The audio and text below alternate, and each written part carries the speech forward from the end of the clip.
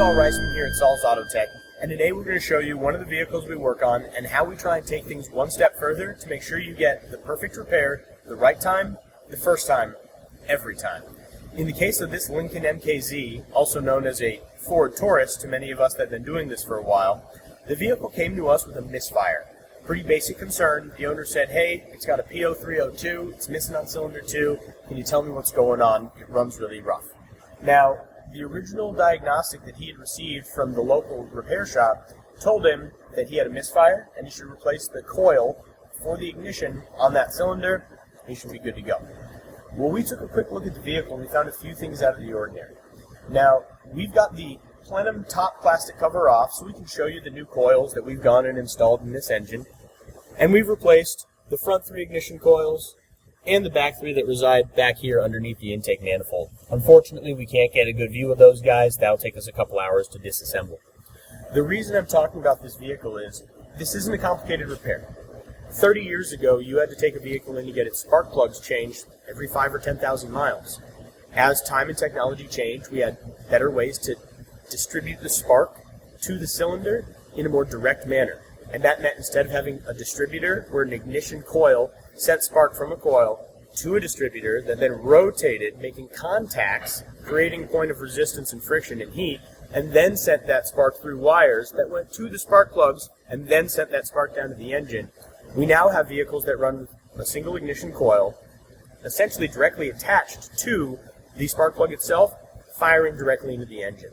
As a result, there really shouldn't be anything in the middle that can fail. This is a great technological improvement and way to make sure that we have good consistency of service on motor vehicles. However, it leads to some problems. Now, most motor vehicles that you'll see us talk about, we reference as being a 12-volt system. Almost anything in the automotive industry that's not a heavy-duty diesel application will operate off 12 volts. However, most of these sensors and circuitry on engines themselves operate off of a 5-volt circuit. And we typically call this a driver circuit. Now, just like your computer can have a driver program so that it can communicate with its printer or scanner appropriately, and if that doesn't work right, the signals get crossed and your homework assignment doesn't come off the printer, similar things can happen here, but the repercussions can be substantially more detrimental.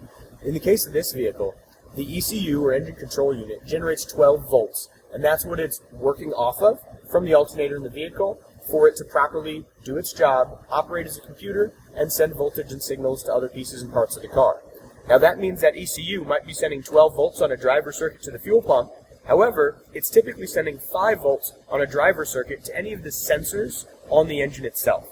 Whether that means a camshaft or crankshaft position sensor, a fuel pressure sensor, or something of that nature, it's typically looking at a lower voltage response. Just like your house might run off 110, 120 volts, but your doorbell probably runs off at 12 and has a step-down transducer built in somewhere. The downside of this type of design and having a direct line of connection between the ignition coil and the spark plug is things can go both directions. Streets run 2 ways, and it's not always fun when that happens. Just like the benefits of indoor plumbing are fantastic, but when they don't work right, you might end up with a very bad smell inside your home. In the case of this vehicle, the ECU is sending a 5-volt circuit to the ignition coil, telling it to fire the coil, and it's sending 12 volts to actually supply the coil with voltage. So the coil is operating off that 12 volt and uses a 5-volt signal to get the trigger to send a pulse to each spark plug. It's not sending out a constant arc, but sending individual pulses for a very, very short duration, oftentimes just thousandths of a second, in order to send that lightning bolt of electricity to the spark plug, get that fire to ignite, and light up that fuel-air mixture inside the cylinder. Now, had we replaced just a single coil and sent this owner on its way, it probably would have run right for a few minutes, but we probably wouldn't have had a very happy owner, because that's not actually what was the problem in this vehicle. Now, even though the codes indicated a miss on 2, and the codes indicated that the ignition coil on cylinder 2 was in fact defective, the reason that it was defective was not clear. Had we just replaced that coil, we would be trading just a symptom and not the cause of the problem. There are 3 words that we're going to listen to every time you bring your vehicle in: complaint, cause, cure. Those are the only things that matter to us here at Saul's Autotek. And in this case specifically, that ignition coil, which generates 50,000 volts from the 12 volts going to it and the 5-volt driver circuit applied to it, was actually shorting and sending that signal directly backwards and into the 5-volt driver circuit for the engine control unit, or ECU. As a result, the ECU, the computer, the brain of the vehicle, was damaged and the driver circuit on it was destroyed.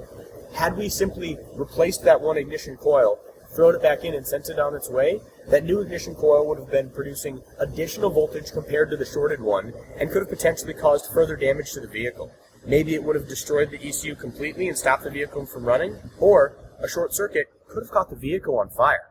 Fortunately, because we have ASE Master Certified Technicians here at Saul's Autotek, we were able to accurately diagnose from the get-go that the engine control unit is actually what had failed on the vehicle, and that's what led to the driver circuit failing and led to that ignition coil failing.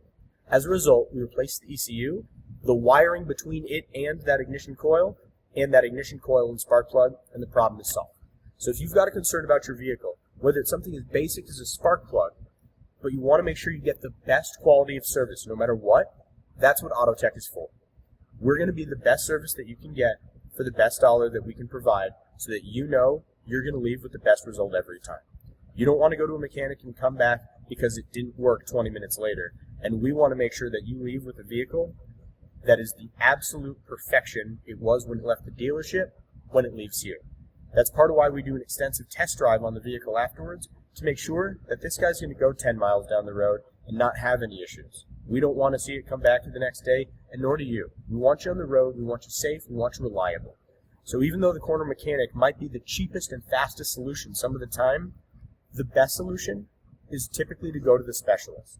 Just like you might go to urgent care or the emergency room for something quick and painful, but you're going to go see your regular care primary physician for the things that matter most, that keep you alive and keep you healthy in the long run. We want to be your primary care mechanic, and we want to keep you on the road. We'll see you soon.